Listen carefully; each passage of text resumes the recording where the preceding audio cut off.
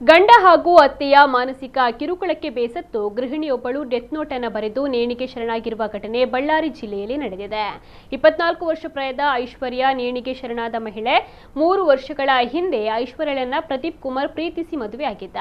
ಮದುವೆಯಾದ ನಂತರ ಪತಿ ಹಾಗೂ ಅತ್ತೆಯ ಮಾನಸಿಕ ಕಿರುಕುಳದಿಂದಾಗಿ ಈಕೆ ಆತ್ಮಹತ್ಯೆಯನ್ನು ಮಾಡಿಕೊಂಡಿದ್ದಾಳೆ. ಮಾನಸಿಕ ಹಿಂಸೆಯಿಂದ ಬೇಸತ್ತ ಐಶ್ವರ್ಯ ಗಂಡನನ್ನ ಬಿಟ್ಟಿರೋದಕ್ಕೆ ಆಗೋದಿಲ್ಲ, ಆದರೆ ಶಾಶ್ವತವಾಗಿ ತವರು ಮನೆಯಲ್ಲಿ ಕೂಡ ಇರಲಾಗುವುದಿಲ್ಲ ಎಂದು ಡೆತ್ ನೋಟ್ ಅಲ್ಲಿ ಉಲ್ಲೇಖಿಸಿದ್ದಾಳೆ.